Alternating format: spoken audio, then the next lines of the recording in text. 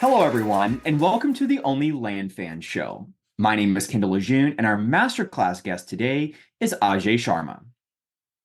Ajay Sharma has been investing in vacant land since September of 2020. After working in the land business part-time for just 18 months, Ajay transitioned to full-time at the age of 23. Since then, he has completed several deals in all shapes and sizes, ranging from a few $1,000s in profits to a few $100,000 in profits. Ajay now runs a team with a COO and 7 on staff that are doing consistent multi five-figure months. Ajay, thanks so much for joining us again. How are you? I'm living the dream, Kendall. Thanks for having me on again, my friend. Yeah, it's always a pleasure to have you on because I know our audience is going to get a massive value-packed interview. Super excited to talk to you today about scaling, specifically the secrets to scaling break through 500,000 in revenue. So first of all, that number might sound super huge to a lot of people listening to this, especially if they're brand new, they haven't done any deals, or maybe they've done a couple of deals, but they hear a lot of this buzz around scaling. So can you just talk a little bit about, give us the overview of essentially what does it mean to scale a land business? Totally, man. Such a great question. And I want to echo something you said first. There is a lot of buzz around this word scaling, right? And what does it Mhm. mean? So many of us dive in and we're like, oh, I've done a couple of deals. I want to scale the business now. But we don't even know what we're talking about a lot of times. And so my goal is to really demystify what that means so that people can leave with very tactical next steps as to I want to grow my business. Here is what I want that growth to look like because it can look infinite amount of ways. Here's the action plan for that growth now that I have identified how I want to grow that business. And yeah, as people talk about scale, it can look so many different ways. It has this very misty definition of some level of growth, but we all know we just want to make more money. So what does that really mean? And so I am just trying to give people the most tactical ways to design frameworks for themselves so that they can figure out how they do want to grow their land businesses.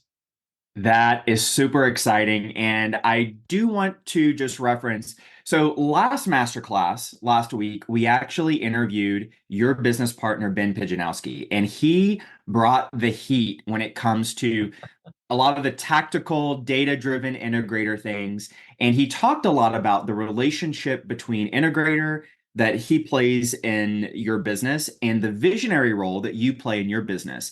And the reason why I want to reference that is because thinking about goals and big picture things, that's very much the visionary role, right? I want to hear a few thoughts from you before we really dive into scaling, just about what is a visionary? How do you approach that role in your business? And more specifically, how does that help you to identify what to do when you do start scaling?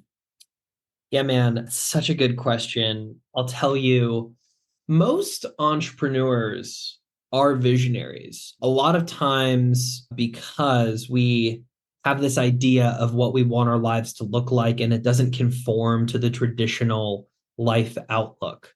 And so there's a lot of pros there. Visionaries are actually generally pretty rare amongst the overall population. Not everybody is wired to be either a visionary or an integrator. And I don't know that there are third, fourth, and fifth buckets, but some people aren't good to be leaders, to be quite frank. And it's not that I want to set a limiting belief that you can never be a leader, but a lot of times it takes number one, sacrifice, and number two, a skill stack to be really good at pretty much anything, but especially being a visionary or an integrator. Now, that being said, I like to define my role as this as a visionary. Number one, I solve the problems nobody else should or can solve. Okay.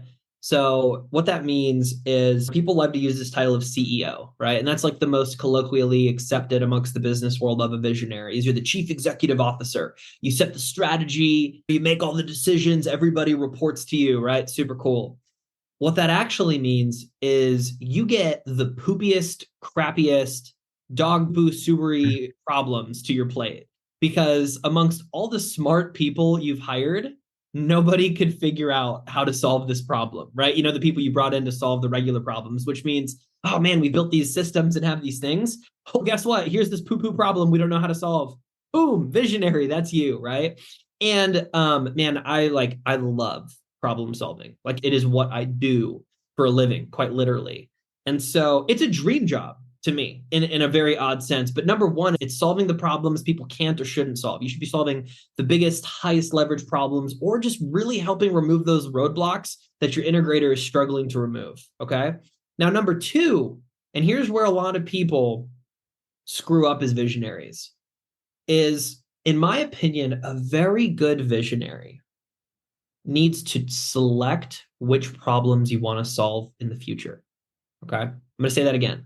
Select which problems you want to solve in the future. And here's what I mean by that, Kendall, is a lot of visionaries, let's talk specifically in the land business. You run a land business, right? And today I'm flipping properties and I'm flipping 2 or 3 a month and I'm making just enough money that I can quit my job. I'm taking home somewhere between $3,000 and $12,000 a month. And I know that's a little bit of a range, but let's say that's net, right? And so I'm taking home 3 to 12 a month. That's enough for me to quit my 60K a year job. Awesome. Let's do it. And you're having some success here, but all of a sudden you hear people talking about subdivides. And so now you just start working on subdivides without really thinking about it. What people don't realize a lot of times is that subdivides have a much slower cash conversion cycle. We have an entitlement project that we're working on right now. We engaged with the seller in November. I actually knew the developers that were working on it before and got to pick up their work.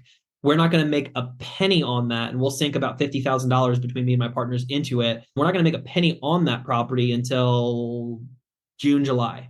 Okay. And so much slower cash conversion cycle. If you need money to survive, it's not the best idea to dive into entitlements right away. You're not going to make money for a minimum of 120 days. Don't take that as truth, or limiting belief, but in my opinion, that's what we've seen. And so you need to choose which problems make sense for you, for your team, for your business. How do you risk operational capacity? How do you assess risk? How do you decide which problems you should be solving? But anyways, man, I'm going down some tangents here. The point being, you need to understand what problems you want to solve in the future, what will serve you best, what will serve your business best. You also need to be willing to roll up your sleeves and solve the poo-poo problems, right? Some of them are fun, but to be honest, man, most of them aren't.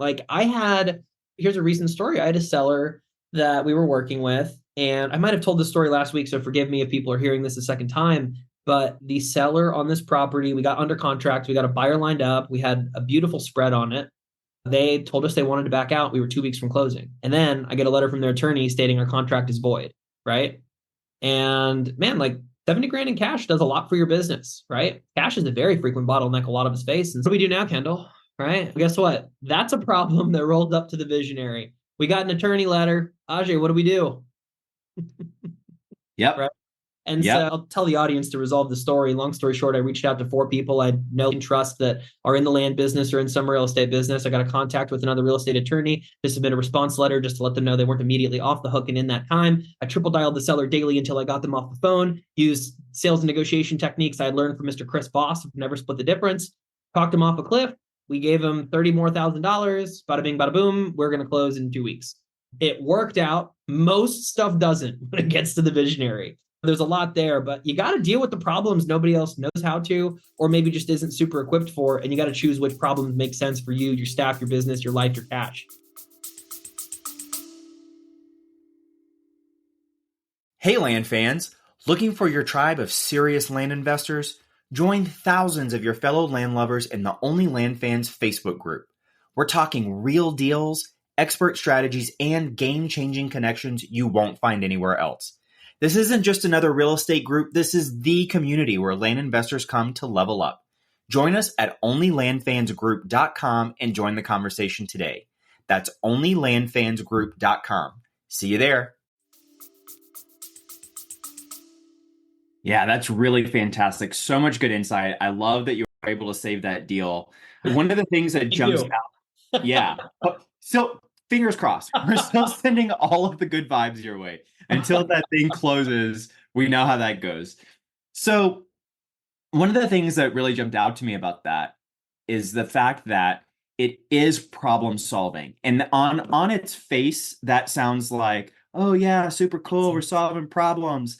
But I think when you get into it, at least for me, I'm like, wait a minute, this is not fun. Like I have to solve a problem. And I think a lot of the reason why I point that out, and I know that just sounds super silly, but I think that a lot of people look at this and say, oh, if we run into a problem or we run into challenges and it's nothing but challenge after challenge, then maybe I just shouldn't be doing this business. But it's actually a reframe of if you're playing the visionary role, if you're scaling your business, you're problem solving. That's what it is, right? And embracing, I think Layla Hormozi calls it embracing the suck, right? Yeah. Embrace the fact that it is a problem. You are problem solving. And so I really love that. That just jumped out to me when you were talking about that. And you also mentioned solving the big high level problems. And I can't think of a bigger, higher level problem than how do I scale my business, right? So let's talk a little bit about that in terms of what is your role specifically when you start saying, when you say, okay, I know that we want to scale our business. How do you approach that as a visionary? Yeah, so it's a great question, Kendall. Here's what I want to break down, and we'll go down some paths later in this interview today. But when you're trying to scale a business, there's a couple different ways of looking at this. Number one, there's only two ways to scale: more and better.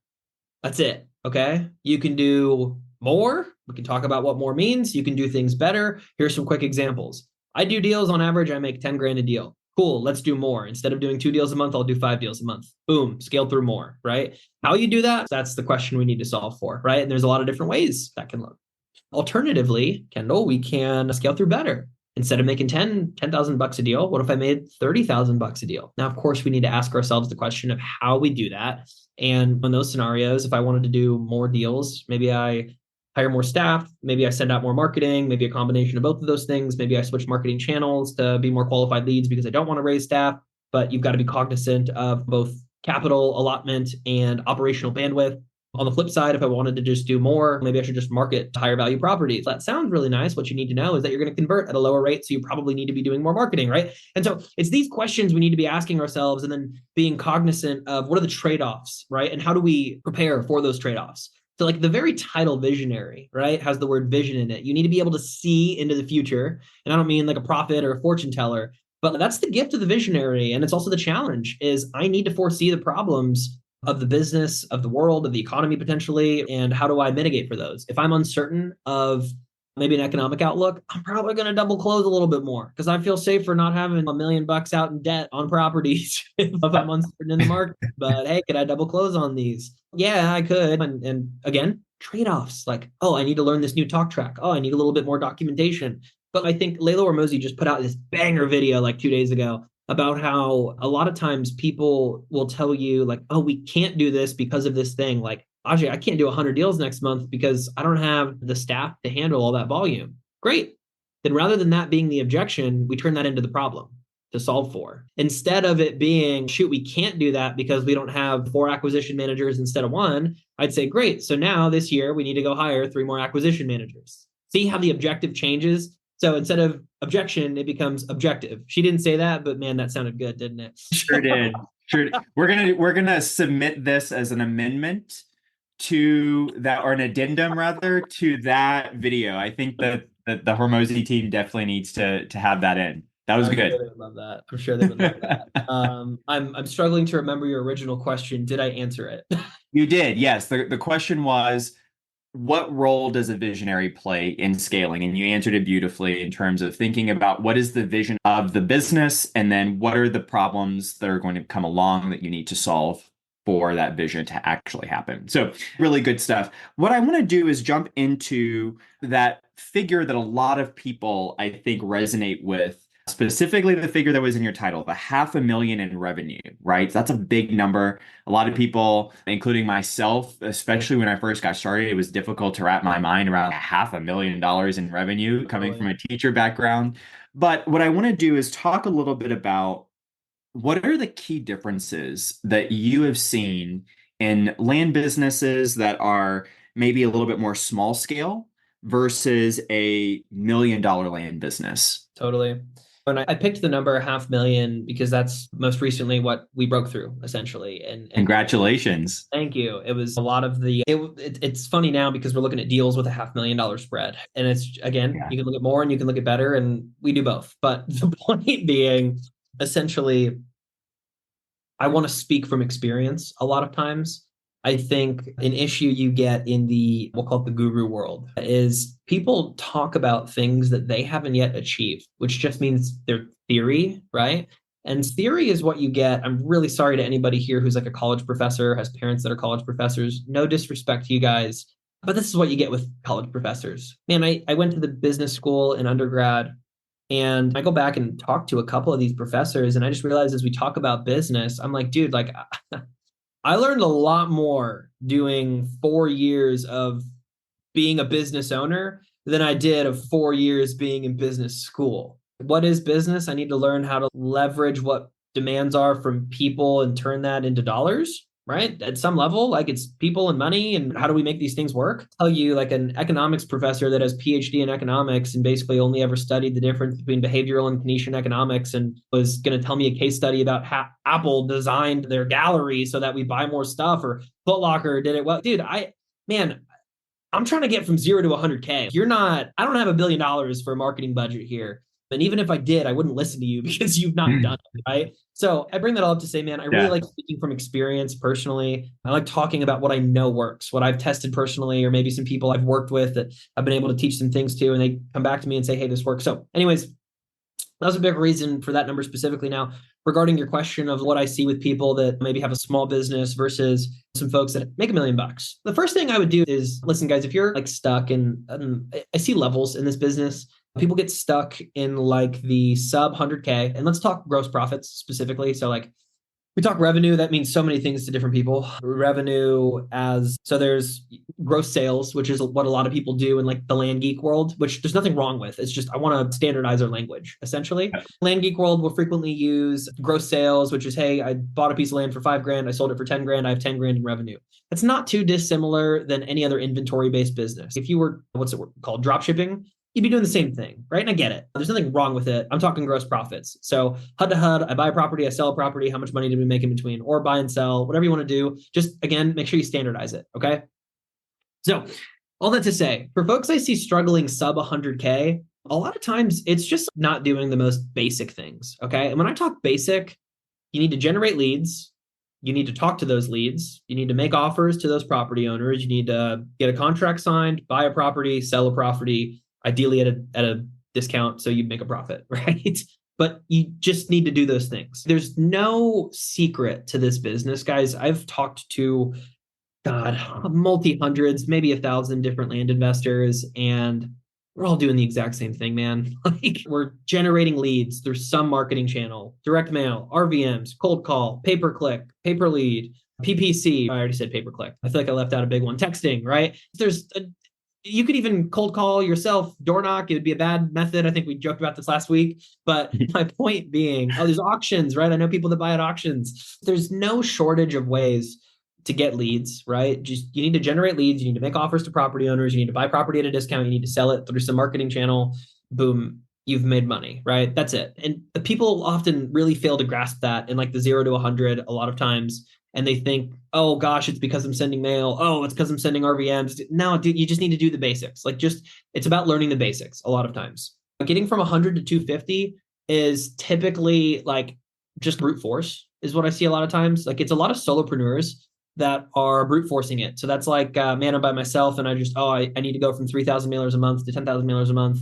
Oh, and look at that. I got to $250,000 this year just by working the things.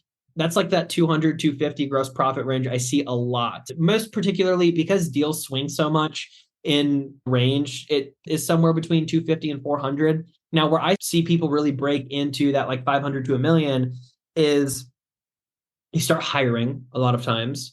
You start building out actual process. And man, that is like process systems. They are such buzzwords, Kendall, such buzzwords, man. I've had to brute force create process. A lot of people are familiar with my lead management framework. That's something that was my brainchild that I willed into existence through watching really good operators, through trial and error on our side. We've got 3 phases in our business. We'll triple dial daily for 2 days, then double dial daily for 2 weeks, then follow up twice a week for 2 weeks. Oh, why do you do it this way? Man, it's just what works. Okay. My connection rates go up. I'm able to talk to more people. That's a system. That's a process.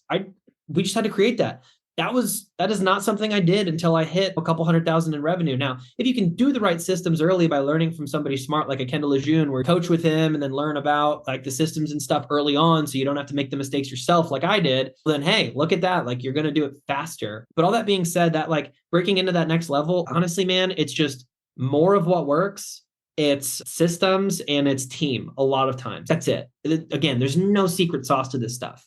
And people have all these limiting beliefs around spending more on marketing, hiring staff. And here's something that I really want to challenge some people on before I stop talking on this run. I feel like you asked me a question, I talked for like 10 minutes. But with regards to this, I think a lot of early business owners have limiting beliefs around overhead, like scarcity. And it's scary. And I get it because you could run this business on relatively no overhead. I know people that do a lot of deals. It's all relative. You could make money just going on market, so have no marketing dollars, do it yourself, so you have no payroll, have no softwares besides maybe like a MapRight, I don't know, and use spreadsheets for CRMs. And you could brute force it with really low overhead. But see, then we get in the topic of scale. How do I do more? How do I do better? So you can make money doing stuff that way. It's just not as repeatable necessarily. If you leave, money doesn't come in. And so all that to say, though, the reason I'm bringing this up is typically when you're wanting to scale a business, man, like I would go talk to somebody who does multi seven figures in land. There's a ton of them out there. And I would ask, what's your overhead?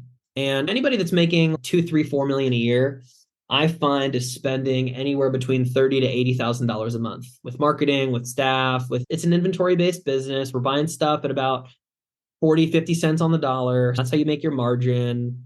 Like a lot of people are going to run a like 30 to 50% net business on maybe a little bit better. I would say a lot of operators I talked to that were in that range were closer to 70 2 years ago. And now it's probably closer to 45, 50, 55 if you're like really lean.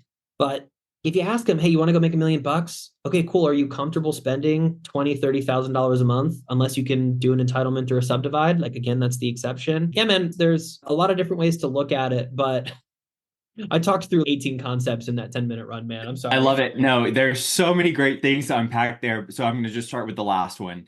So you said something that was really important, in my opinion, and it is that is it possible to scale to several $1 million a year in the land business? Absolutely. There's also a price tag, right? You do have to invest money each month to be able to do that.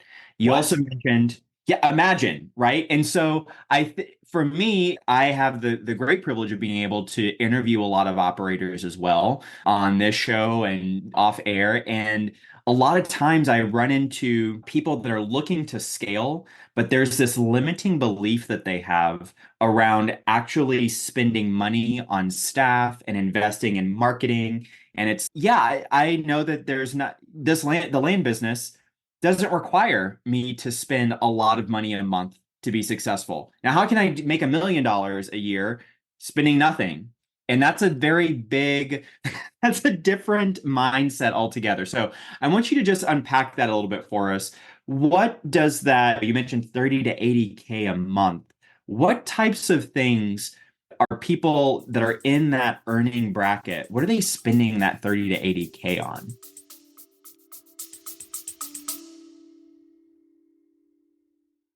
Listen up, land fans. This is huge. We're bringing you the one and only Pace Morby, star of A&E's Triple Digit Flip and the mastermind behind $450 million in real estate deals. He's coming to our virtual meetup on Thursday, December 5th to share how he's applying his creative financing genius to land deals. Head to olfmeetup.com to save your spot today. That's olfmeetup.com. This is the kind of opportunity that changes everything. Woo-wee. No, it's a good question. And the two big buckets you're going to get, number one, marketing, number two, payroll. Like those are the two biggest things.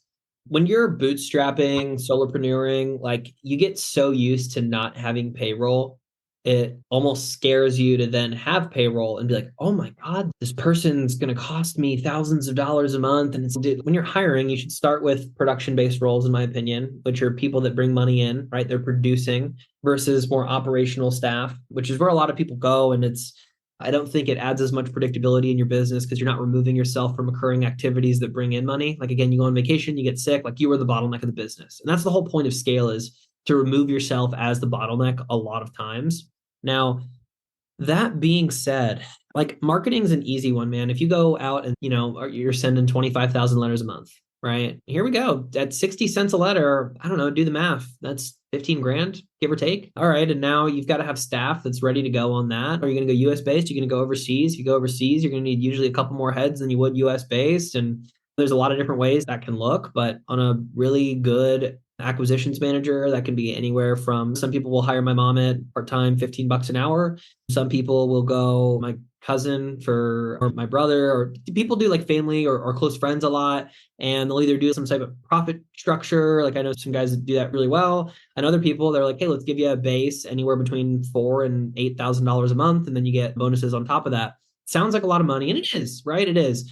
I would never advocate for anybody increasing overhead drastically that doesn't have the cash position to do so. Be cognizant of your risk and your risk tolerance and your cash and your ability to create results in the business. But that being said, a lot of times replacing yourself costs money, believe it or not. For people to do those things, you need to pay them because, man, your staff can love you, but it hurts my feelings sometimes when I remember that my staff is around only because I pay them and not because they just love working with me the same way I love working with them. You know?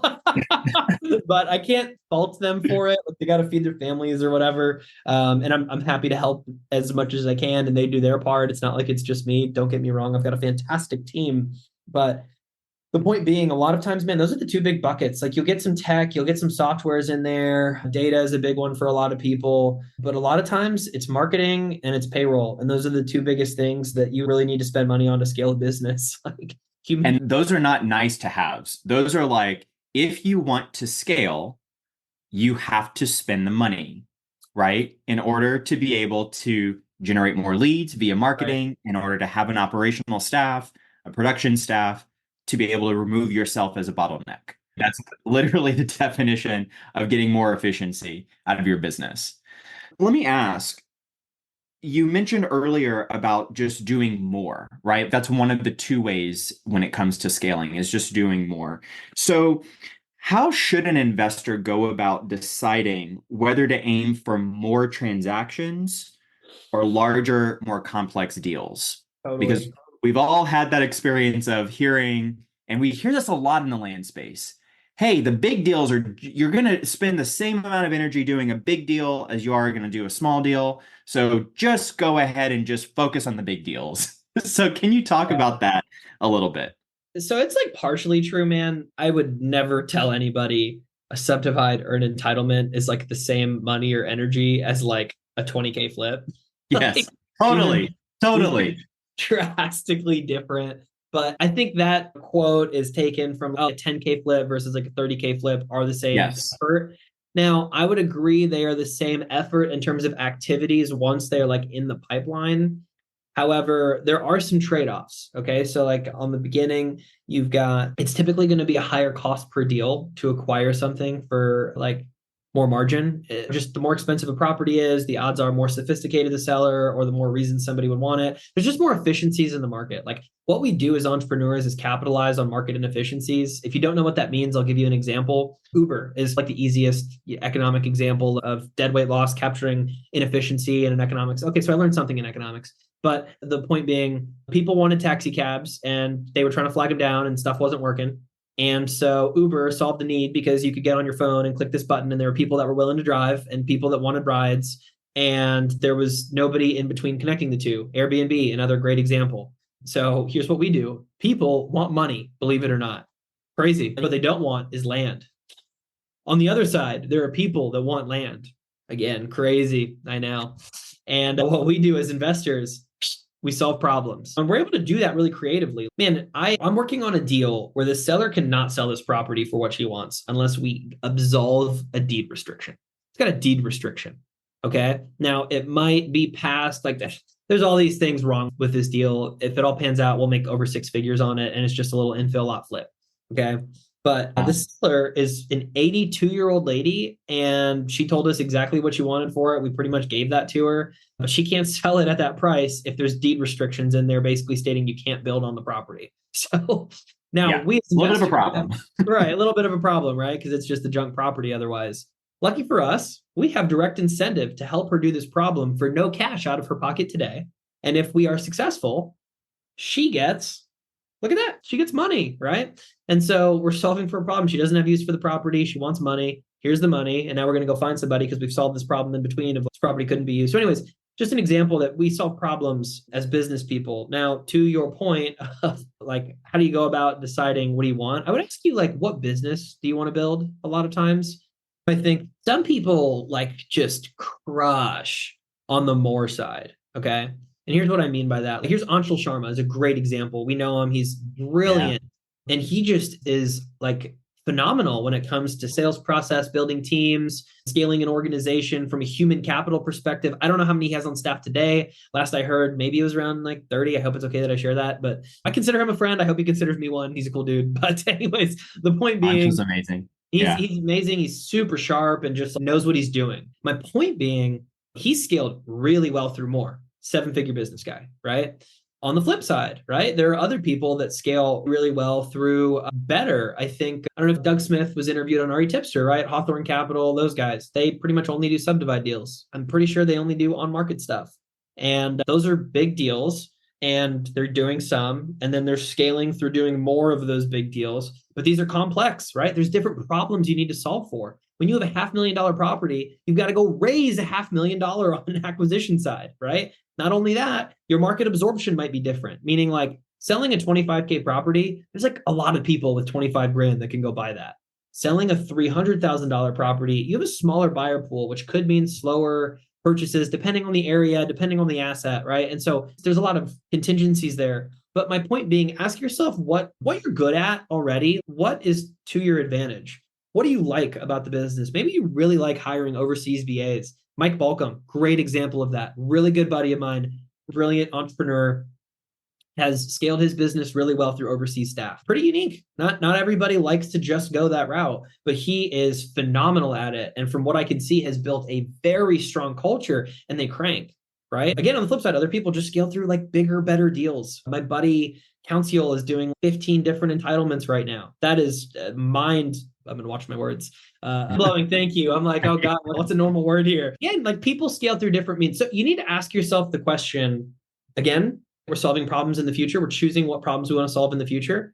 Okay, if I'm going to go do scale through more, do I want to build a massive organization? Do I want to learn leadership skills? Do I want to learn how to hire managers that can manage people? If I'm just scaling through better, do I want to learn how to raise money? Each one of these come with problems. There's no problemless investing, guys. There's issues you Yeah. need to solve for. And that's what we do as humans is we solve problems and then there's a value exchange in solving problems. And that's typically how the market rewards you. And our means of exchange is money. And that's how all that stuff works. Okay. And so my point here being ask yourself what you're good at, what you like about the business, and then how you want to scale. And then as you go down the rabbit hole, just start writing down like what problems will I need to solve for in order to get to either 100 deals a month or just like $1 or $2 million deals a year. Like they're different problems to solve for, man. But like figure out what you want. Can you deal with different cash conversion cycles? Can you deal with different staff? Deal with raising money? Deal with litigation? Deal with SEC attorneys? I don't know, man. What do you want to do?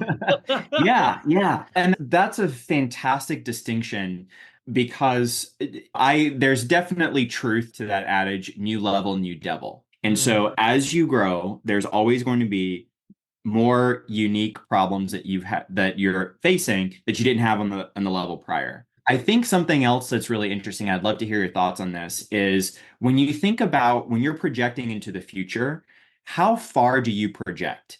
Because when I think about this, I'm thinking, okay, if I'm thinking about the business that I want 2 years from now, that might be very different from the business that I want 10 years from now, right? And so maybe it is something where it's like you're scaling through better for the first year, and then now you're going to start adding more complex things because you have more bandwidth or you have more cash to be able to do that. So can you talk a little bit about what's your perspective on thinking about the future and solving for future problems?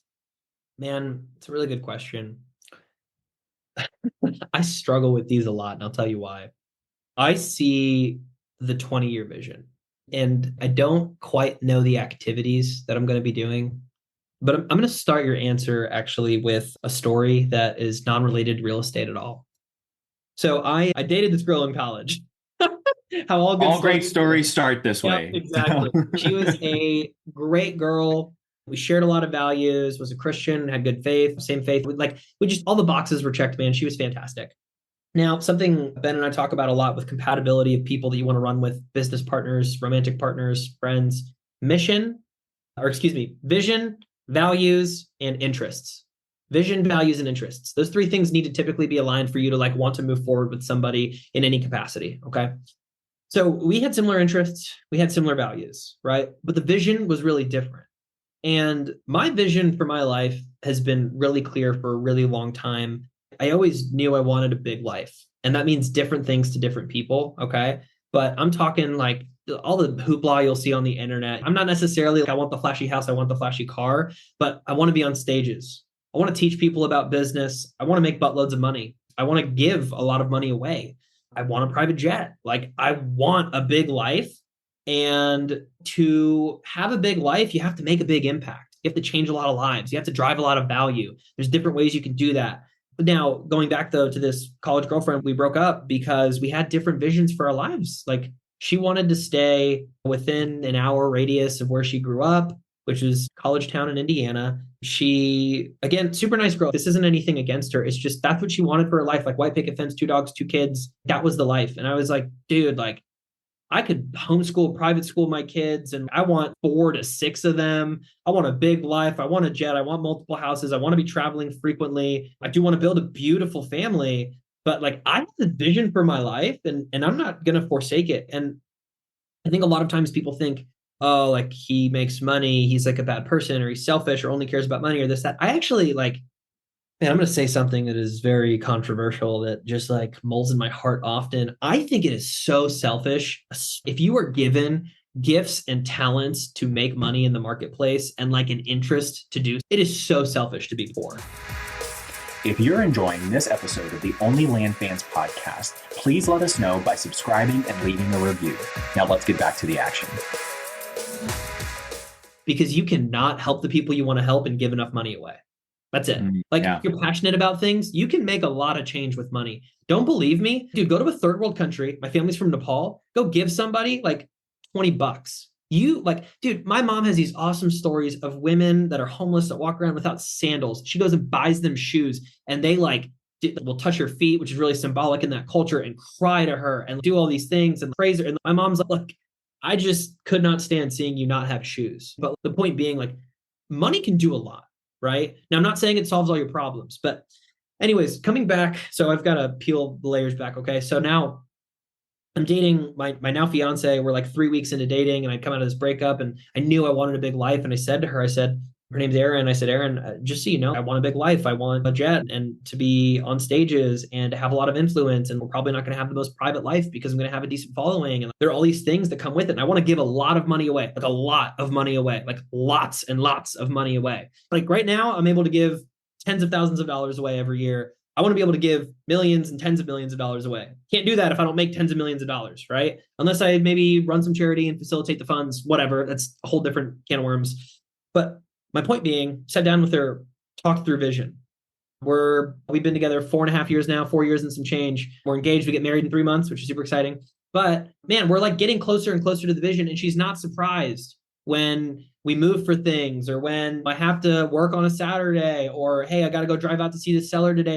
I can't do this on a Saturday morning and go to the farmer's market anymore. Now, that's not to say I don't prioritize her because I do. And when we're out at dinner, my phone turns off or I was on do not disturb or whatever. But my point being, you need to figure out what vision you want for yourself long-term and continue to pursue it. Now, what the specific activities look like in between don't really matter as long as I'm getting closer. Now, you can get there closer faster through different concepts of leverage, but essentially that's what scale is. And what I can tell you, Kendall, is I know I want a big life, okay? And I know business is the means to achieve that. I know I was blessed with a certain set of gifts. And I'm not exactly sure what the picture looks like. Like in 20 years, man, I don't know what business I'm going to be running. What I can tell you is today, I love my land business. We're going to keep growing it. I could see us getting into ground up development. There's a bunch of different types of development, and we already know how to buy property at a discount. It'd be a natural progression. And then you have tax benefits, or you could be the guy that gets the permits and does the things and goes ground up and fills it up and gets a good cap rate and sells it off, right? Like you could go buy an industrial lot, and I don't want to go down this rabbit hole, man. But the point being, What I can tell you is I am going to grow big businesses and make a buttload of money. And Ben and I are going to roll together for a very long time. What exactly that looks like, I don't know. And I'm going to throw in one more variable that's hard for me, why it's hard for me to answer this question. I'm really young, dude. So I turned 26 this year. Okay. My brain just finished developing. Like, I swear to God, it's what the doctors tell me. Not like me specifically, but like men, like the brain stopped growing at 25 or 26. Maybe that's why we can't rent cars until then, or we got to pay some premium or whatever, man. Our car insurance is a little bit more expensive because we're stupid until we get here. But my point being, if you were to ask me this question 6 months ago, a year before that, like you're just going to get such drastically different answers because I read aggressively. I listen to podcasts aggressively. I'm constantly meeting with other 7, 8, 9-figure entrepreneurs where my brain continuously opens up to what's possible in the world and what you can apply leverage in to achieve certain results. And all that to be said, man, I'm going to live a big life, grow some big businesses, kick some big butt. It's what exactly that looks like in terms of business exchange, I don't know, but I know how to provide value in a marketplace. I'm going to continue to do so through scaling some means of business. So good. So good. Yeah. And I think that constant sort of crystallization and refining and redefining vision, that all comes into the whole your visionary style, right? That's what visionaries do. I'm a textbook visionary as well, and we dream and we open up our brains even more, and so that can change, and it's all good. I love it. So getting back to scaling, specifically tactical strategies in the land Yes. business, what are some of the common pitfalls that you see people encounter when they are on a journey to scale their land businesses? Yeah, man. I think the biggest one that I want to call out is just like overthinking. Dude, if you are making less than, I don't know, 1 million to 3 million a year, any micro decisions you make don't matter that much, to be honest. Like it is so much of the basics. God, like you just need to generate leads, have decent sales process, have good follow-up process, make your freaking offers and do that more and more. And you can scale a really big 7-figure business, 7-figure net business. Like it doesn't like, what's that old expression? Simple scales, fancy fails. You try to get fancy with it, you're going to suck. Okay. So man, I hate like hearing, oh dude, I'm like trying to scale, but I think this marketing channel doesn't work. Like, bro, it all works. You might be doing it wrong, but it all works. Okay. You might just need to fix it instead of trying to learn a whole new channel. Okay. Now that being said, typical visionary fashion, marketing channels, of course, it depends, right? There's different capital allotment, different lead return, different lead quality, and then you can set your own qualification process to figure out what that lead looks like and then sell them through your own sales process, blah, blah, blah. Now, my point being, guys, just learn the basics, okay? So there's the foundation of just understanding land, colloquialism, language, like how do you talk land to be able to do the things? How do you comp a property? That stuff is super boring, but just learn the basics, okay? Get past that. Now you need to figure out what skills are necessary to do a deal, right? Again, guys, if you track no other metrics, please, I talk about this on almost every podcast I come on to. I know I talked about it last week with you, Kendall. Gross leads that come in, net leads that you talk to, offers. How many people did you make offers to? Verbal acceptances. How many people accepted your offers? Contract signed. How many signed the contract after they gave you a verbal acceptance? There is a bottleneck in between every single one of those. If you don't know what those are, listen to our episode from last week. I think I went through all the bottlenecks. Okay. That being said, you track those 5 things, you lean into those, and you just keep doing more of them. Figure out how you do more. Hire more people, work crazy hours. I don't care. Have your people work crazy hours. It doesn't matter. Okay. Do more and you will do more deals. It works. Okay. And I think just complicating the business is the biggest pitfall. I see that through a lot of times. There's something wrong with the marketing channel or with the strategy. I see it a lot with just horrible sales process, dude. Again, I would encourage everybody to go listen to our episode from last week. I think I gave out the gas on it. So good. So good. But man, if you have bad sales strategy, your close rate's going to be much worse. Like you can double, triple, quadruple your existing business just with good sales process.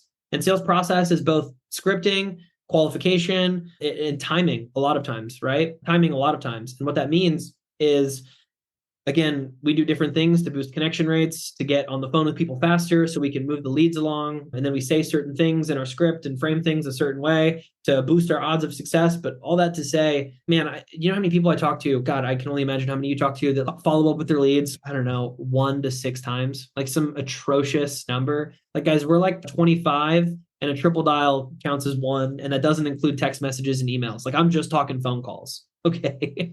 Like, we follow up aggressively.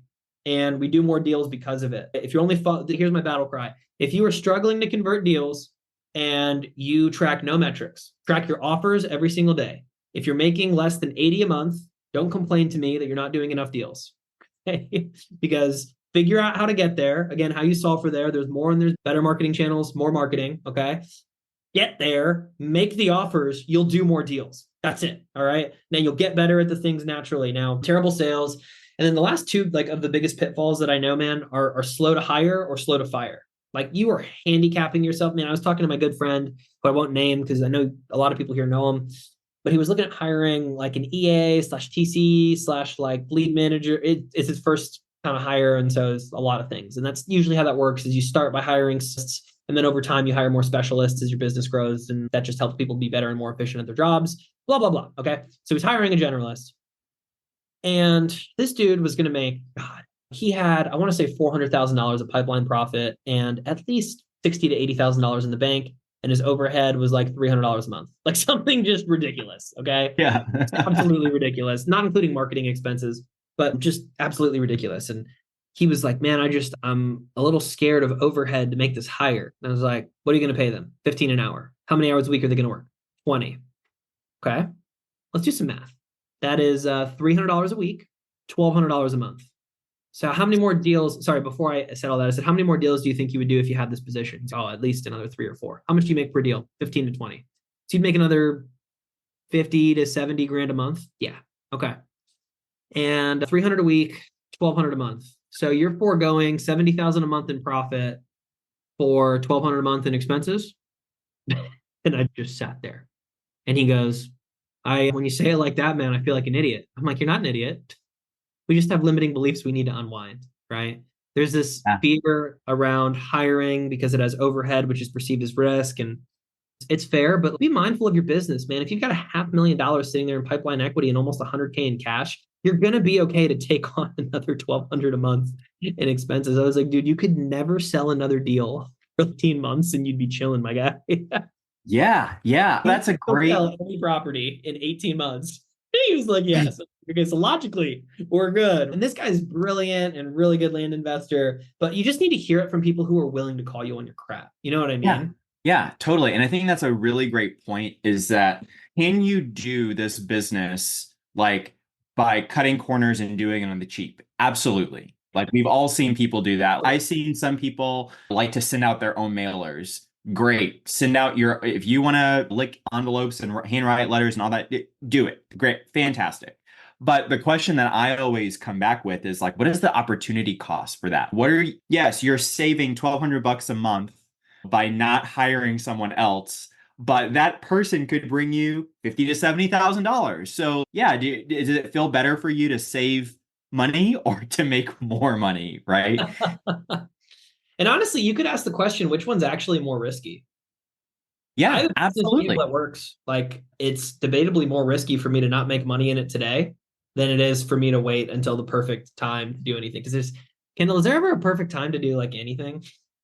Oh my gosh. That's a big one. Dude, that is so big because like I just need to wait till I'm ready. Like I had a conversation about this just the other day. Ready is a lie. Like you will never feel ready and the whole I'm going to wait until I feel no fear. You are going to feel fear. If you're not feeling fear, you're not growing. So courage is not the absence of fear. We've all heard courage is moving forward with fear anyway. And so there is a lot of like mindset that's wrapped into scaling. And it does make sense because if you're trying to do something you've never done before, you're going to be experiencing failing or a failure, yes, fear, and you're also going to come across things that like it's uncharted territory for you. Like you're going to be hitting boundaries that are keeping you in the level that you are in that you don't even know that you have yet. And Totally. so that's why a lot of these things come up, and it's one of my favorite topics. So can you talk a little bit about, let's say someone is looking to scale their business and they've got some systems in place, right? And when I say systems, I don't mean like super fancy things. I just mean a codified way of doing something, right? Yeah. So a lead comes in, we do this, then we do this, then we do this. At the very bare level, that's what a system is. Yeah. So they've got some systems in place. There's a way of doing things. Maybe they do sporadically a deal or two every other month, and they're trying to figure out where is the problem? Is it due to marketing? Is it due to the actual strategy? Is it the sales process? How do you recommend people to start looking to find, okay, is it the market that I'm in? Do I need to switch markets? Gosh, we see so many. I sent a mail campaign out and I didn't get anything in 2 weeks, so I'm gonna switch. And Totally. then hey, mail doesn't work, so I'm gonna do texting. Totally. Texting didn't work. I'm gonna do this. So can you give us some thoughts around how to identify that and then how to go about actually working on those elements? Yeah, yeah.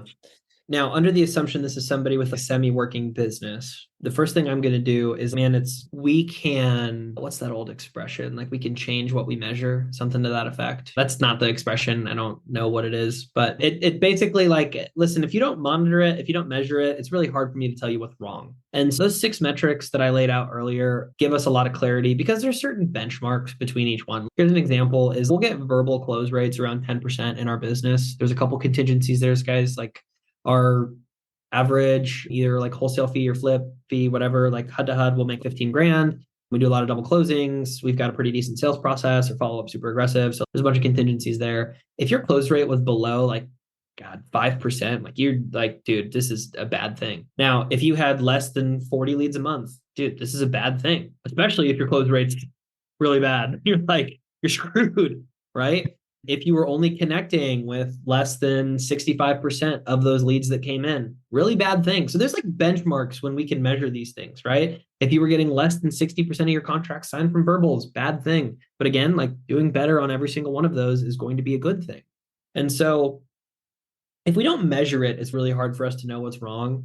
I can tell you, like, man, I've worked with a lot of investors, dozens and dozens and dozens of investors. And I swear to God, Kendall, 80% of the time it's send out more marketing, make more offers, and you'll do more deals. Like I promise anybody that's doing less than like 80 offers a month, like that's probably a way to scale. How you get there is up to you. You have to be cognizant of how much time you can deploy. If you're like a father of 4 with a W-2 that like really prioritizes family time, it's probably not through your output. Stop telling yourself you're going to work harder. You literally don't have capacity to.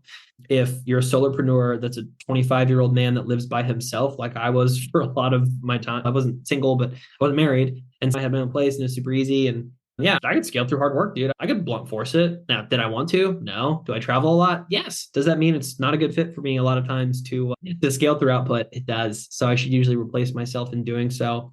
But I would tell you just like noting the benchmarks for those key metrics will give you some flow in terms of acquisitions. There's just like business health you want to monitor, right? So there's acquisitions flow, there's your cash conversion. How long does it take you from like when you own a deal to when you um, make money on a deal, or even when you market to a market and turn that into dollars? I really like that metric because it tells me like I can spend money and I'll make money back. Our average is about 4.5 months. So if I spend $1 today, I'll get 4.5 back in those months. But remember, I've got overhead along the way. You've got fixed costs, you've got variable costs.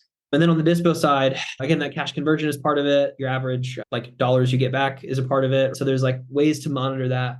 But I think recognizing just like what your bottleneck is through a lot of times those acquisition metrics are really going to help. And just like focusing on constraint theory, or Mosey talks about, it's a lot like you guys have heard the expression before, just like one weak link in a chain will break the whole, or a chain is as strong as its weakest link. That's what it is, Yep. right? Yep. Your business is the same thing. Your business is only going to be as strong as its weakest link. Okay. Which means your bottleneck in the business is holding the business back. And that could be any one thing. So here's an example is maybe you're phenomenal at lead generation. You're like, dude, we're getting 80 leads a week. I'd be like, Jesus Christ, that's awesome, dude. Let it rain, baby. But then maybe you tell me I'm only making 4 offers a week. I'd be like, what is wrong? Are you calling your leads? Would be my first question.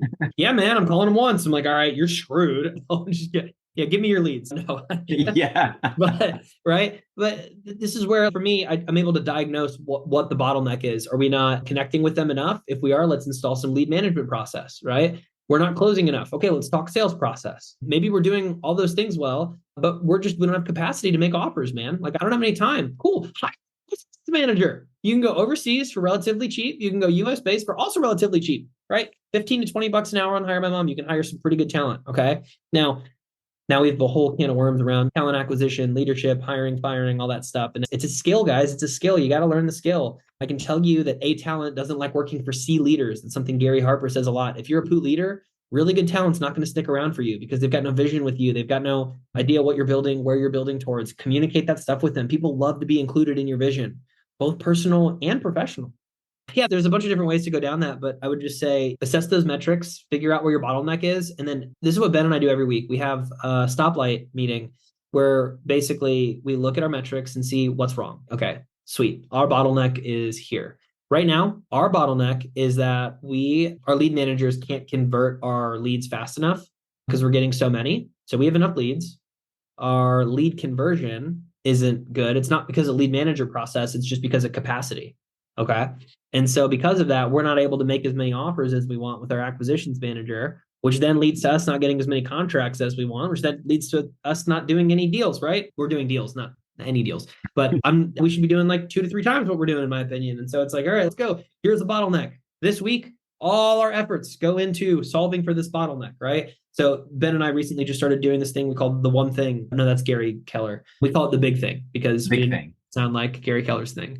Every week after we do the stoplight, it's cool. What's the one thing I need to focus on? What's the one thing Ben needs to focus on? Visionaries should still be working in the business in some capacity, just in the most high leverage activities that they're really good at. And so I shouldn't be looped in when we need to call a title company for something or sign closing docs or do something cool like that or sign some listing agreement with a realtor or run daily stand-ups or whatever, right? That's not visionary talk. What I should do though is solve those complex problems, right? Oh, dude, how do we get our lead managers to convert better? Let's talk lead management process. Let's go over our lead management scripts. Let's go over our bandwidth. Sweet, let's go higher. I'll hold right. And so boom, boom. And yeah, man, you assess the bottleneck and then you attack with all your force. Yes, I love that so much. And thank you for that walkthrough because I think it's very valuable to see the thought process. And something that I preach all the time, even with brand new people, is get into the habit of tracking your metrics, even if it's something as simple as number of leads, number of offers, number of contracts, right? Start getting into that habit because that is going to show you where your bottlenecks are, right? If you don't know, if you don't have the data to look at it and say, okay, it's the same thing with marketing. I see a lot of people and they're like, I don't know if I should stick with this market or not. Okay, how many leads did you get last month in this marketing campaign to that particular market? I don't know.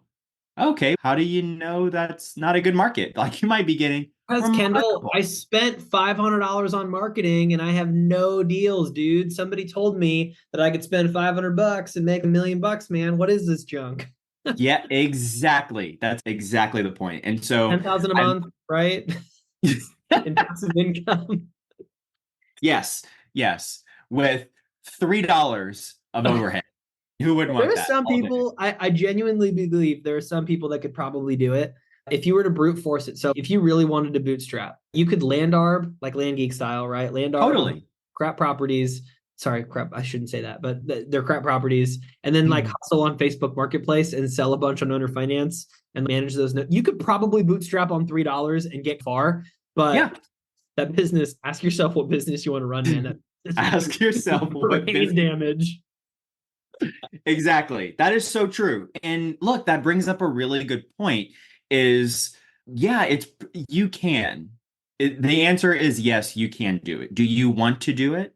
That's something else, right? Money is not the only determining factor of how to guide or direct your land business. One of the final things that I want to talk about, we talked a lot about creating a vision, figuring out what kind of land business we want, how to achieve that by doing more. Let's shift into doing better. So, what does that look like in terms of just the implementation of that? Totally. We've talked about a couple of these already. So some of this I might sound like a broken record, but like guys, this just isn't rocket science. Or at least I don't know. I like to digest this as simply as we can because it helps us take action on it.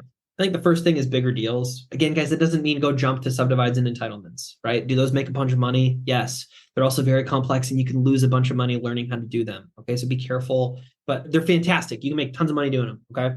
But just bigger deals could be like I know people who start in the land geek space and they're buying for 1,000 and selling for 3,000, 4,000 and like sweet.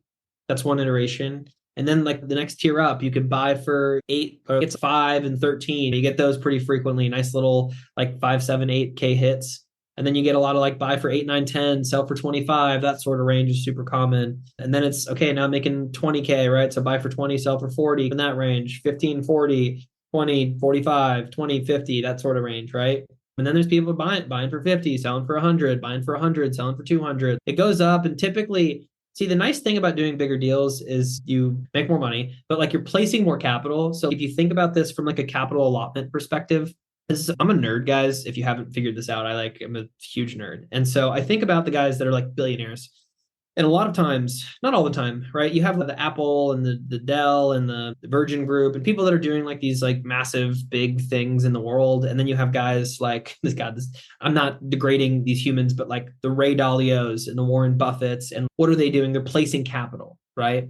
And they're arbitraging essentially on money, right? I can use somebody else's money to get this return and I get a piece of the pie because I've made people money. You're driving value in the market because you're making people money and you can make a lot of freaking raw money to you by placing a lot of money.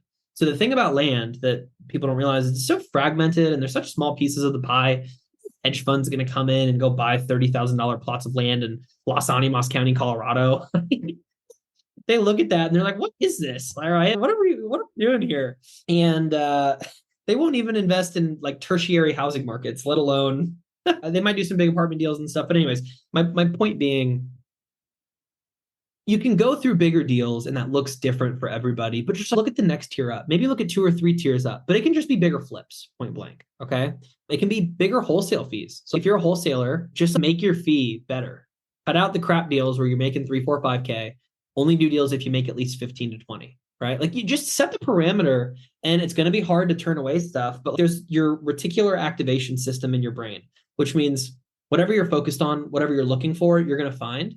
And it works that way in business. If I'm looking for $20,000 deals, I'm going to find $20,000 deals. If I'm looking for $1 million deals, I'm probably going to find $1 million deal. Now, again, pros and cons that come with each one of those. 20,000 deals, very quickly monetized. $1 million deals, typically not very quickly monetized. Some guys know how to monetize those really quickly. I'm not one of them, so I'm not going to teach you about it because, again, like I said, I like to talk from experience. Okay. So that being said, first thing I'm doing, bigger deals. Next thing I'm doing, better systems, right? We talked sales process. You can get your close rate from like a 2% to a 10%.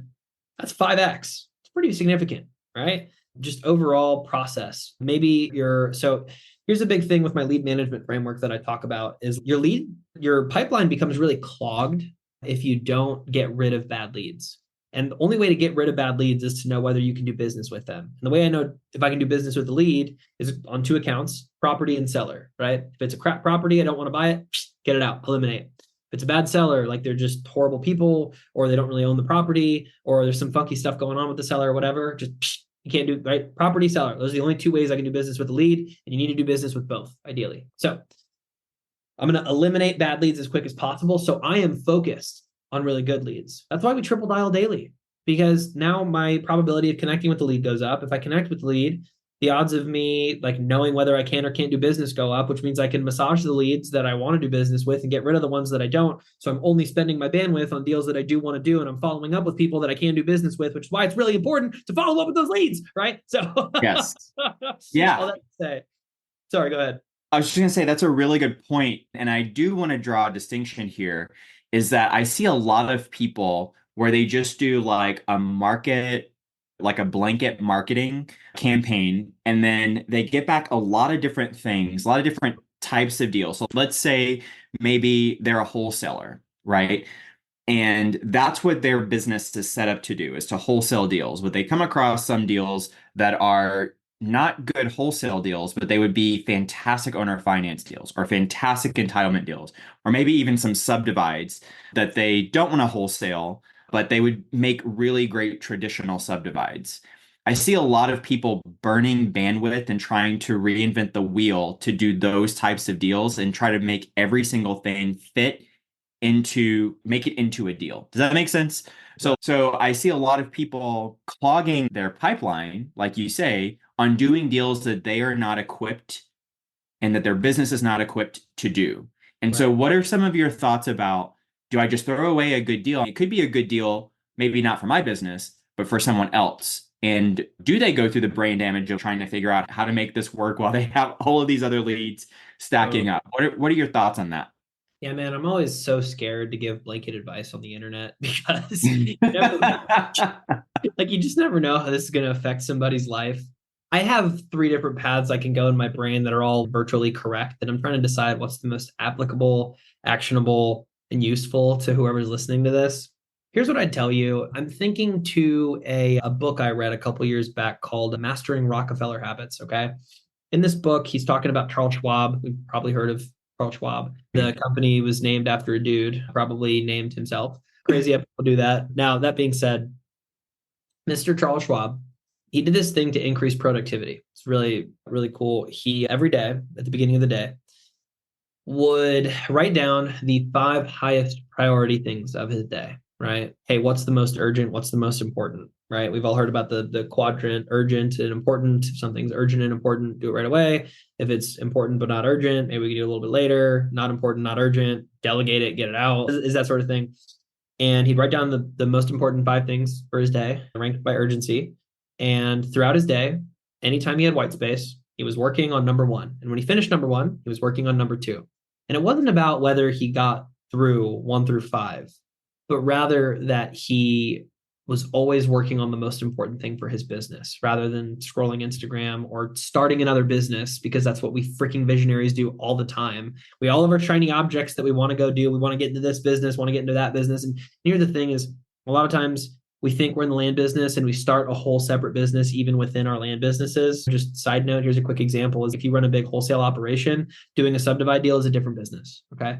If you run a subdivide business, doing a Mojave County 40-acre flip like could be a distraction if you need to sell it under finance and you normally don't do that and you're just a cash shop, right? And so I don't know, just be mindful of your current systems. But anyways, that being said, Kendall, I would prioritize your day based on what brings in money, right? There's this old expression I've heard from both my friends, Andy Rouse and Jay Thomason, both fantastic individuals, but it's dance with the one that brung you, right? When you go to a dance, dance with the one that brung you. Okay. If you're making money by flips, prioritize the flips, man. Like the thing about subdivides is they're a risk. I just don't know whether you're making money with them or not. The thing about an entitlement is that it's a risk. I don't know. Like it's an uncertainty. Could you make a lot of money on it? Yes. And that's why I'm afraid to give blanket advice right now. What I can tell you is in terms of building a sustainable, predictable business, you want to be able to do repeatable actions, which you're going to do through doing the same stuff that's really boring over and over again. And that's how you scale via more. Okay. And so if you get stuff in your pipe that frankly you shouldn't be focused on, maybe you do it after you finish one through five or after you have sheerly nothing else you could be working on, which is never as an entrepreneur. But man, that's what I've got there. I don't know whether that's good advice or not. Yeah, no, I think it's fantastic. I think it's fantastic because the purpose of scaling, or one of the purposes of scaling, is to just make your operations more efficient, better, removing some friction points out so that you Totally. can start getting more traction. And I think that if you look at things that don't fit your particular business model as a friction point, because it actually is, right? And just say, okay, this is a friction point for us. It's not something that I can quickly turn around. And in the meantime, I may be leaving four or five other deals just stacking up in the pipeline. Like, I love to partner with people on that. If I Totally. find something that I'm like, hey, listen, subdivide is not my lane, but I know five guys that would love to subdivide. Hey, Totally. let's partner on this. And I'm happy to take, like Clint says, Clint Turner, a good friend of ours, half a watermelon is better than a whole grape. So 100%. let's get that half a watermelon. You go take care Totally. of it. I'll take some of that and I'll focus on the things that my business is set up to actually work, right? Totally. Totally. Yeah. And I love that expression from Clint. He's brilliant. He does a lot of subdivides and entitlements if you want to send stuff his way. Who There else you does? go. Justin Sleva does some subdivides, not really an entitlement guy. I don't think, I don't know. Don't quote me on that, Sleva, if you're listening. I'm sorry. Jasniak does a bunch of subdivides. There's all these guys out there that do subdivides that are crushing it. Go learn from them or somebody in their community, or there's all these different people that are executing on this stuff. But you like know somebody that does. And guys, this world is pretty accessible via it's a small niche, right? And Yeah. so I'm totally with you, man. I'm totally with Clint. Half a watermelon is better than a whole grape. On that note, I do want to talk through just like one or two more things in the terms of better, if that's okay. Yes, please. Just really quick, in terms of like better quality leads is not something people focus on a lot. And quality means different things. Okay. I don't love when people complain about like bad leads, because I think anybody who's raised their hand that said they might be interested in selling a property, it's a good lead. Okay. Don't tell me it's a bad lead. Are they less motivated than some others? Sure. But you can close 1 in 10 of them, 1 in 20 of them. Don't tell me you can't. You're just bad. Okay. All that to say that there are different mechanisms you can do to create better quality leads. Here's an example. I was talking to my buddy Patrick Otis a few weeks back, and I think he's a big RVM guy. And in his RVM, I think at the end of it, he says something like, hey, and if you don't want to sell your property, shoot me a text and let me know. So what he's doing is making sure that acquisition staff bandwidth doesn't go towards listening to or responding to phone calls and voicemails from RVM candidates that actually aren't interested in selling, because he's letting them self-disqualify, right? There's other marketing channels that elicit different levels of quality. Direct mail for us was like gangbusters. We just didn't get enough leads. And I wasn't going to go spend $40,000 a month pretty consistently on mail to get enough leads. And so we still do some, but aren't actively doing like any this month, I guess I should say. But when we were closing 17 to 25% of our direct mail leads, because a lot of times how I would look at it is the more actions, the more onus that's required of the seller, the more qualification hoops they jump through to self-elect. And so a lot of times, like a cold text message or a cold call is interrupting their day. You're intercepting, you're going outbound. It's going to be a less quality lead than an inbound lead, which direct mail is hybrid, but it's very much inbound. Facebook, PPC, right? SEO, like that type of stuff, inbound, right? People had to search for it and click in it and whatever. And so there's different ways you can boost quality, but it's a way to get better, especially if you don't want to manage more heads, but you want to do more deals. Okay, we'll get better quality leads. And that can look a myriad of different ways. And the last thing I want to talk about in a better sense is just like speed overall. Patrick Bet David over at Valuetainment, good friend of mine. No, I'm just kidding. I wish. I love him. But I was actually going through my Vault manual to prepare for this. It's like a 260-page manual. I've been to his conference 3 times. This is not me promoting it. I just love the dude and the event. I've been to his house twice. I pay for the expensive ticket, and it's super fun. But he talks about 4 different types of speed. I'm saying all this so that I don't get in trouble for plagiarism. But there's 4 ways to make things faster. And when you do things faster, you make more money. That's why all the Wall Street guys focus on IRR, internal rate of return, because time is money. We've heard it a lot.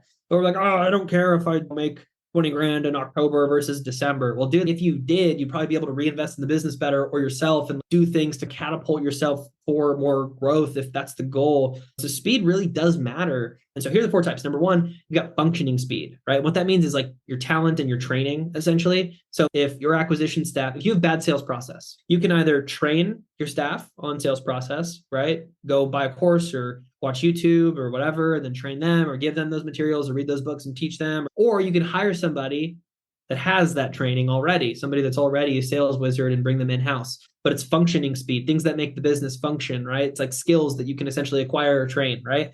Next, you have processing speed, which is how fast from A to Z. An example is comping a property. When this property hits my pipe, how quick do I comp it? How quick do I make an offer? List out all the steps, the micro steps, right? Do I need to do this? Is this the right person to do this? Is there any friction in this, right? Get rid of that. Expansion speed, which a lot of times is like entering new markets or new marketing channels. How quickly can you like do new things, right? I'm not saying you should necessarily, but a good example is people that are trying to mail a new county. If it takes you 3 months to mail a new county because you got to scrub the data a certain way and you've only got one VA to do it, and that VA only works 6 hours a week, and they're about to have a baby and they have a cold, and I don't know what, they broke their leg, because sometimes VAs just have all these crazy things that happen. Your expansion speed sucks, okay? So you probably need to fix that. And last is your timing speed, which is the key question is when. Are you timing things correctly? Like when in the month are you doing things? Seasonality. Here's an example. If you were running Facebook ads, you would actually want to run more ads the last 5 days of a campaign. The reason for that being, in the last 5 days, a lot of people that put monthly budgets on their campaigns hit their cap. And so your spend gets more reach in the last 5 days. Kind of sick. That's an example of timing speed. Another would be like seasonality. Like I'm never going to send out mail after Thanksgiving and before New Year's. Like in that time frame, dude, it's the worst time ever to send out mail. I know people that do, and I have never heard anybody that's, oh, I just crushed. Like never once in my entire 4 years of this business. Okay. So I'm not going to go waste $15,000 on a mail campaign to bomb in between the holidays, because people travel, it gets buried. The post office is slow because of all the shipments going on. There's so many reasons your mail gets buried and you don't get called and it gets thrown away, and it's not a priority because people got other things going on in their life. And so anyways, in terms of better, you got systems, and here are 4 different ways to make things faster in your business. So that's a lot of better, my friend. So good. And each one of those could be a podcast topic in and of itself, each one Totally. of those speed things. But I think that gives a really good insight into, I think a lot of people look at this and say, hey, land business isn't very complicated, so why can't I scale? And yes, it's not complicated at all, right? It doesn't have to be. It can be, it doesn't have to be, but it doesn't mean that there aren't a lot of other elements that actually impact and actually make a difference in your business in terms of scaling. Really fantastic points. Ajay, I want to thank you. This has been absolutely incredible. So many great things, so many great points to pull on. I know I'm going to be taking a look at a lot of these resources that you mentioned, and I'm super excited to see how I can implement that into my own business. So I want to thank you so much for that. And again, if you are watching us on Facebook live stream, I want to thank you for joining us. In order to ask questions on our virtual masterclasses, now and in the future, please make sure that you check out olfskool.com. That's olfschool.com. All of our members on School actually have access to our masterclass guests. That way they can ask questions and get some troubleshooting things for their own businesses. So we'd love to have you in that School community. Again, that's olfschool.com. We'll drop the link in the chat. And so thank you guys so much for joining us. Ajay, thank you. This has been an absolute pleasure. Really looking forward to hearing how some of your deals are shaping up, those entitlement things that we talked about. So very exciting. Thank you so much. We will be back on Thursday with Alan Rooster Vance, and he will be sharing about how to do wholesaling $1 million deals. Really looking forward to that. Please look to OLF School and join us on the live call, get those questions answered. So thanks so much again. Have a good one. We'll talk next time. Be safe, everyone.